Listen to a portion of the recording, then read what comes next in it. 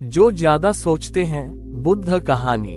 प्राचीन भारत में एक बार एक गांव में एक बहुत ही चिंतनशील व्यक्ति रहते थे जिनका नाम विनय था। विनय को हर छोटी बात पर गहरा विचार करने की आदत थी। वे लगातार सोचते रहते थे कि जीवन का उद्देश्य क्या है, खुश रहने का तरीका क्या है और धर्म के सच्चे मार्ग पर कैसे चलना चाहिए।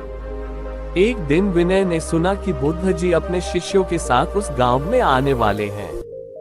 विनय ने सोचा कि यह एक अनमोल अवसर है और उन्होंने निर्णय लिया कि वे बुद्ध जी से मिलेंगे और अपने सभी सवालों के उत्तर पूछेंगे।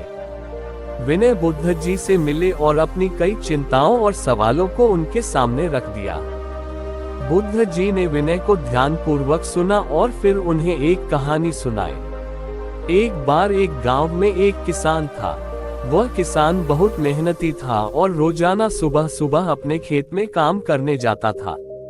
उसकी मेहनत का एकमात्र उद्देश्य था कि उसके खेत हरे भरे और उपजाऊ रहें। एक दिन किसान के खेत में एक गड्ढा खोदा गया और किसान ने सोचा कि यह गड्ढा उसके खेत की फसल के लिए हानिकारक हो सकता है। उसने लगातार सोचना शुरू कर दिया कि इस गड्ढे को कैसे भरा जाए ताकि उसकी फसल पर असर न पड़े। लेकिन जितना वह गड्ढे के बारे में सोचता गया उतना ही उसकी चिंता बढ़ती गई।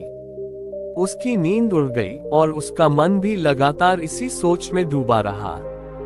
उसने गड्ढा भरने के लिए अनेक तरीकों पर विचार किया, लेकिन समाधान नहीं निकला। अंततः उसने सोचा कि जब गड्ढा भरने का कोई तरीका नहीं मिल रहा है तो क्यों न सीधे खेत में काम किया जाए और गड्ढे को नजरअंदाज किया जाए। फिर उसने देखा कि गड्ढा धीरे धीरे अपने आप मिट रहा है, क्योंकि समय के साथ बारिश और मिट्टी ने उसे भरना शुरू कर दिया था। किसान ने समझा कि अगर वह हर समय गड्ढे के बारे में सोचता और चिंता करता रहता तो वह खुद को भी परेशानी में डालता और अपनी फसल की देखभाल भी नहीं कर पाता। कहानी से तात्पर्य है कि बहुत अधिक चिंतन और चिंता से कोई समाधान नहीं मिलता।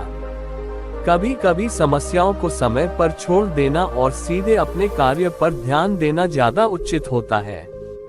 चिंता और सोचने की आदत से ज्यादा महत्वपूर्ण है समर्पण और वास्तविक कार्य। बुद्ध जी की कहानी सुनकर विनय ने गहरी सोच में डूबे हुए उत्तर पाया। उन्होंने समझा कि अधिक सोच और चिंता समस्याओं का हल नहीं देती, बल्कि सीधे कार्य करने और समय का इंतजार करने से समाधान मिल सकता है। विनय ने अपने जीवन में इस सीख को अपनाया और अपने विचारों को संयमित किया। उन्होंने पाया कि वास्तविक शांति और खुशी उस समय प्राप्त होती है जब एक व्यक्ति अपने कार्य पर ध्यान केंद्रित करता है और छोटी छोटी चिंताओं को समय के साथ खुद ही सुलझने के लिए छोड़ देता है।